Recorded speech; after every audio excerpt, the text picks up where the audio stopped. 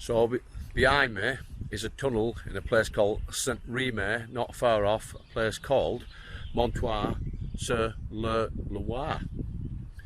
Now, what significance does this have to the Nazis in 1940 and 43? Let's go and find out.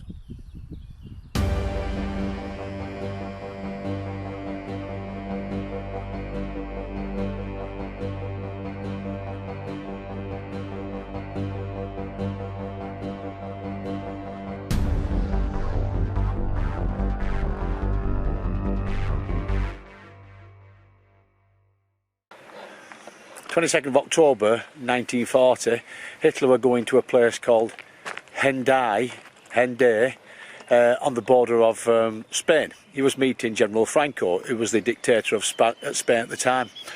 He was going there to try and convince Franco to go to war with England. But first of all, he needed to speak to a guy called Marshal Pétain. Marshal Pétain was at that time was the leader of the Vichy regime, which was controlled by the Nazis anyway. So he had to come in a place called Montoir-sur-le-Loire, which is about 3 or 4 miles further up from where I am, not the back of me, the front of me. And he had to meet a guy called Pierre Laval. Now, Pierre Laval was the vice president of the Vichy area. He went to meet Laval because he wanted to make sure that Pétain was going to meet him in 2 days' time when he'd been down to Hendaye. So anyway, he goes down to Hendaye, meets Franco. Had no luck with him. Franco won't go to war with us. He came back here and he met Pétain and discussed how to run the Vichy regiment, or regime I should say. Anyway, this tunnel is significant in 2 ways. In 1940, this was the closest tunnel that Hitler could actually get safe if somebody sort of attacked him. In other words, if he had a plane strike, a bomb strike, or even an attack from the resistance, he could actually go inside this tunnel here, and he could basically hide from any form of air attack. So that was in 1940. In 1943, when Hitler thought that maybe the Allies would attack the west coast of France or Normandy area, because he wasn't sure, he never knew really, he thought to himself he set up a command centre here, which was not far off it's centralised to the coast of Normandy and of Brittany. So he had this tunnel fortified. Now inside there's 2 massive blast door tunnels. Now the blast door tunnels, basically, they could once the train goes inside this tunnel, then it can lock itself away and be safe. But also, he also formed a massive bunker at the other side of this tunnel, which was a command bunker, and it was a communication bunker. It also had other bits and pieces inside as well. In other words, it had so he could put the communication centre. He could communicate with Berlin and communicate with the Atlantic Wall in case you need to control anything. Well, that looks like some kind of guardhouse, that, doesn't it?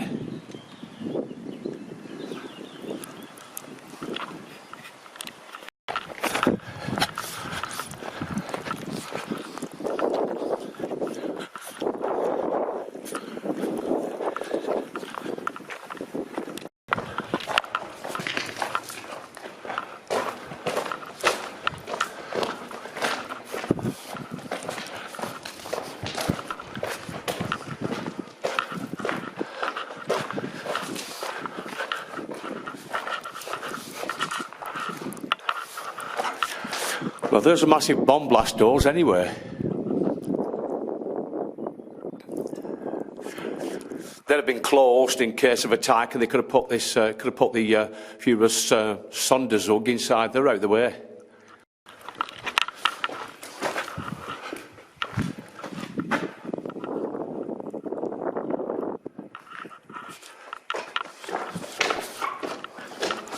Now, as far as I know, this line isn't used a lot these days. Little cuttings there if you're struggling for, well, if the train comes along anyway. Noise cutting. So it's fairly safe so far.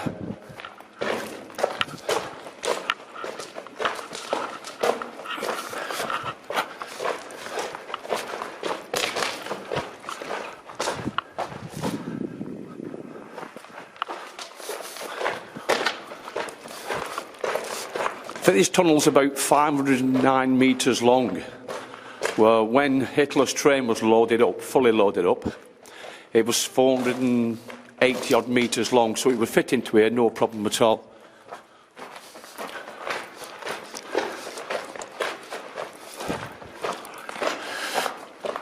The Führer's train was called America initially, that's his nickname anyway. Or codenamed America anyway. He eventually, when America declared war, or he declared war on America in 1941, December 1941, he changed the train's name to the, I think it was the Hindenburg or something like that.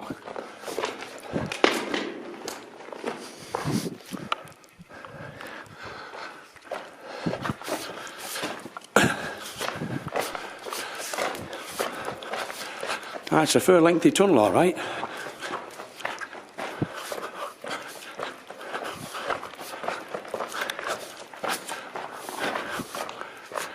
Plenty of little hidey holes, as you want to call it.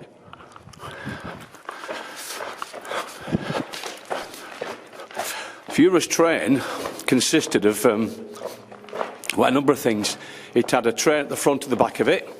It had two flat gun carriages, which could fire up in the air or could fire straight ahead, for instance, the attack from the road. It had communication wagon. It had personnel wagons. It had the Führer's own marble bathroom wagon as well.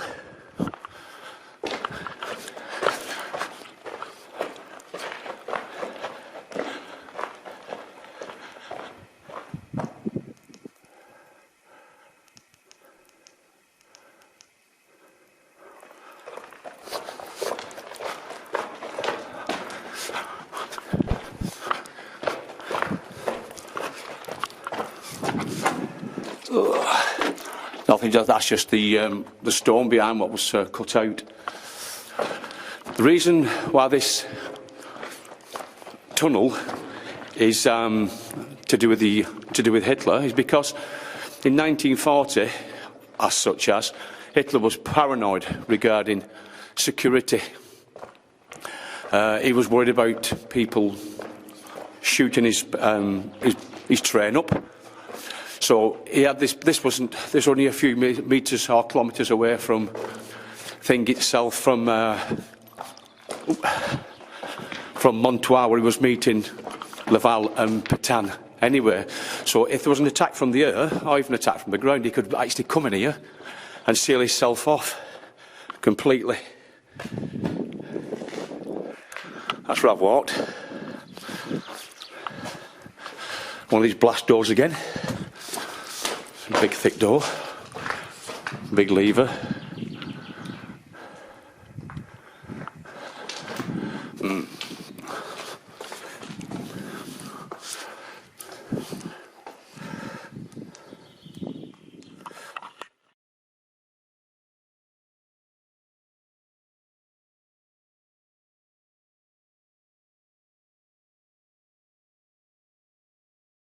Right, we've just walked through this tunnel. I'm parked down there and just walk through this tunnel now. Now, besides the steel doors you've just seen, hopefully we can find some of the bunkers that the Nazis built regarding Hitler's safety and communication back to Berlin and the Atlantic Wall.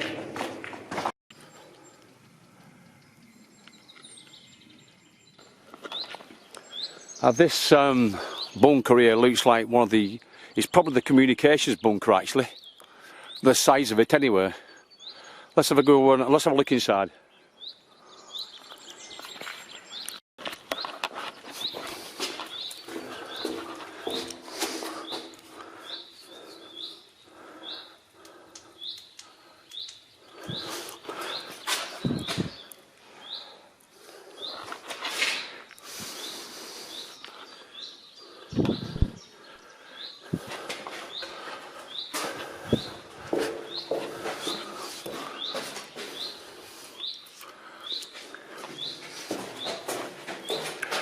Now then, you see there, looks like a gas door. It's usually sealed with a rubber seal, but the seal's gone. The idea is so nobody could throw gas canisters or anything like that to gas the occupants inside.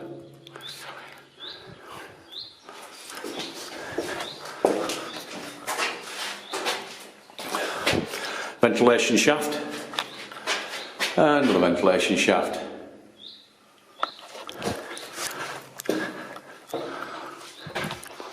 Ah, now then, somebody's put wooden floor back down here because when I saw it on a video, it was all gone, that. Right, let's have a walk through it. Make sure it's safe.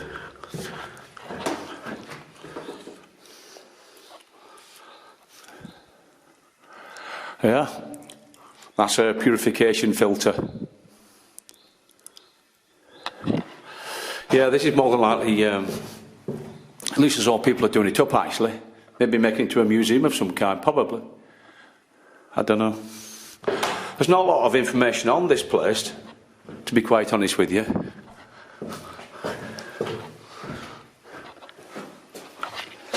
Yeah, some wiring coming through the top for communication, or for electric.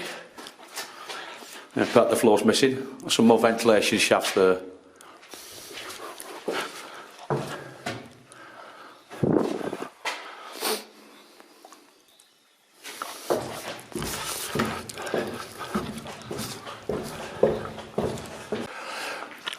Yes, this is more than likely communications, probably cables running down there at one time. A lot of the stuff's been taken out anyway. Now, I've watched other videos before and that floor wasn't there, so they've put a new floor there, probably just for safety's sake more than anything else, because people are going to come and look at this anyway.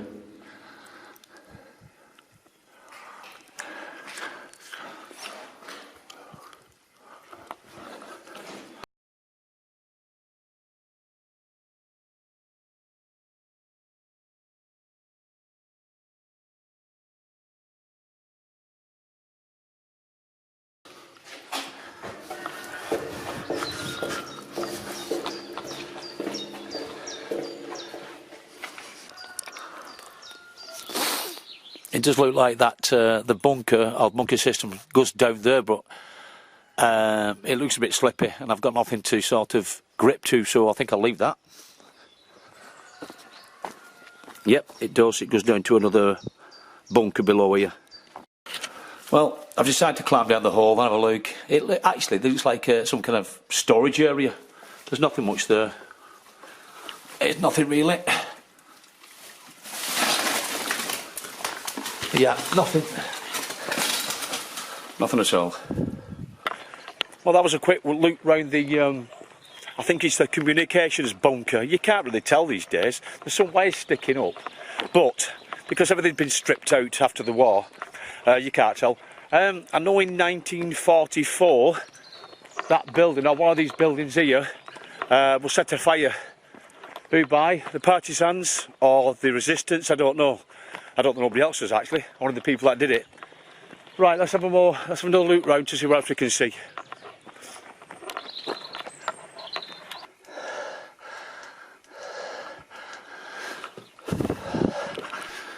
Right, I've just clambered into a hole at the side of this this tunnel. Have a look what this is. That's all been blocked off, so you can't get to there. Clear out here. Ooh. I think the Nazis were just basically building something here, but was never finished off.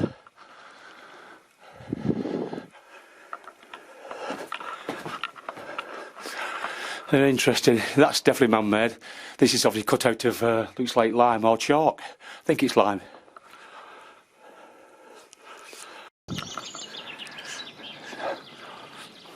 That's probably part of the tunnel system there actually, but you can't get into it. It's been sealed off. There's a car there actually, and that looks like a house.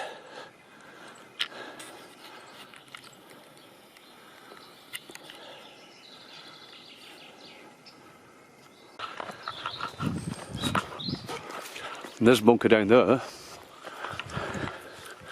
And there's a railway line. Right, I've just followed a little path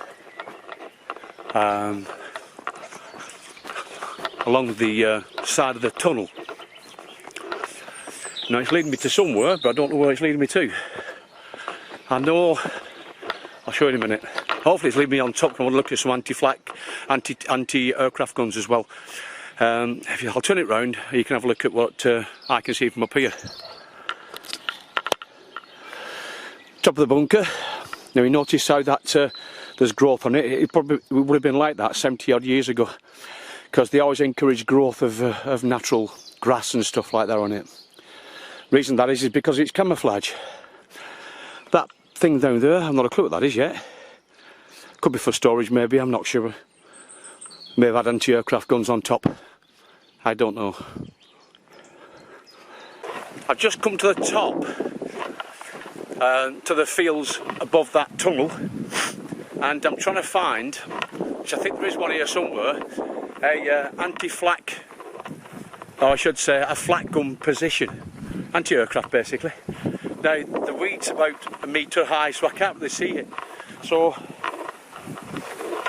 I've gone Google and I've tried to pinpoint where I think it is.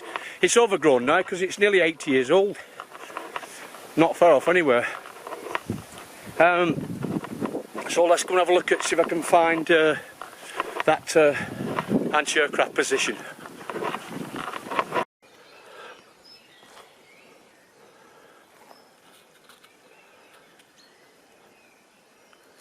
Hitler travelled a lot via train, but he also had backup. His armoured car would follow him everywhere, usually go on ahead. His Air Force One would follow probably ahead as well and land wherever Hitler was going to go to in his train. Before that, Hitler would have sent troops to scour the area where he was going,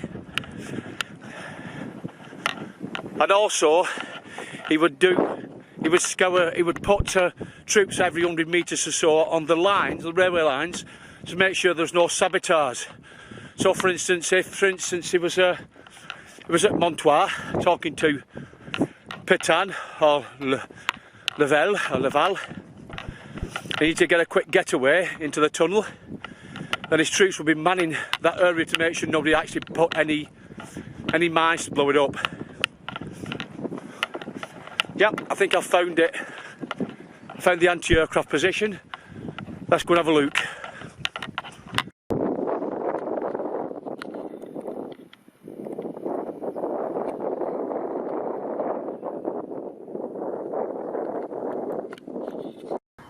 Well, here's the anti-aircraft position. Let's go along and have a look what's left of it.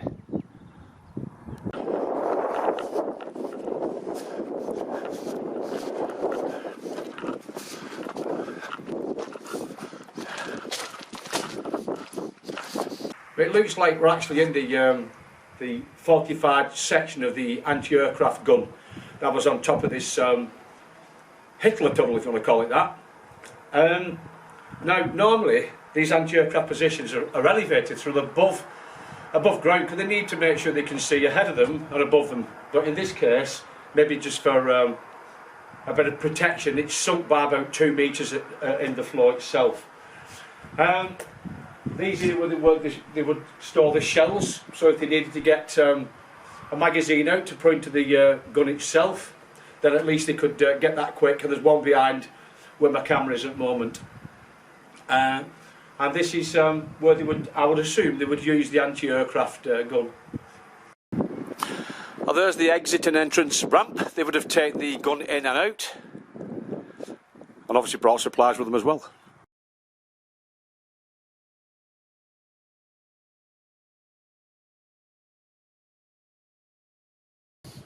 There's some holes here. Now, it looks like they've probably been filled in, and more likely a bit of hatch on top. The only thing I can think of for these is maybe they would have, if it's deeper, because obviously it's 80 years worth of soil and that's going to here. If it's any deeper, there may be something underneath this actual structure. It could be for spent shells as well, once beside. Otherwise, it's going to be littered with shells, this thing, isn't it?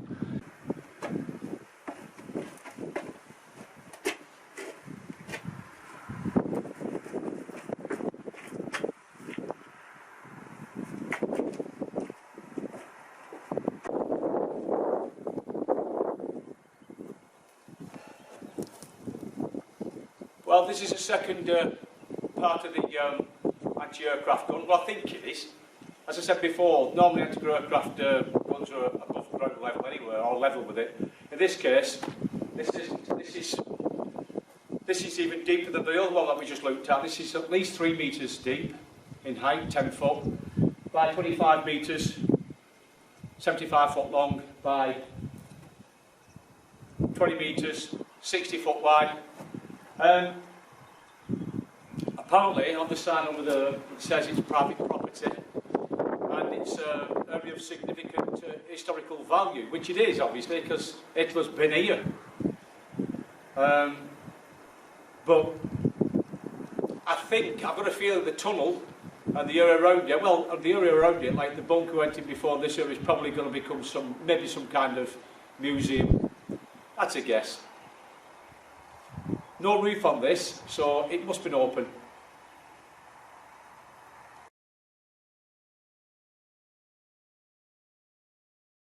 I hope you can hear me. The wind's kicked up again. I'm directly over the tunnel. That was fortified in 1943 by the Todt organisation, Todt. They were the main builders for Adolf Hitler. Todt was the guy who owned it and ran it. He had an accident, I think, in 1941, a aeroplane accident. He was killed. And then Albert Speer took over, and he carried on running the organisation Todt. So all the structures that you see were either built by the organisation Todt or were overseen by it.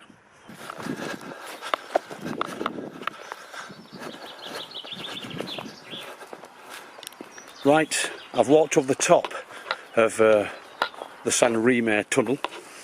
I've come the other side now. I'm coming down now, so I think I can see the van. I mean, this hill. Right, yeah, I'm right above the tunnel now. You can't see it really because it's that there's that much overgrowth. There may or may not be other fortifications around this area.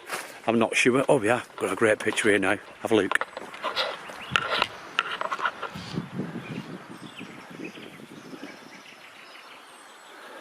Well, walking through the tunnels, I saw some like little culverts, whatever you want to call them, little hidey holes there, just in case a train comes past. They'd have always been there anyway. The only thing I found was the big communication bunker. I couldn't actually find anything else, to be honest with you. There's nothing, as far as I can see, in that tunnel what leads into another area. Now, whether I've missed that or not, I don't know. But you find what you find, don't you?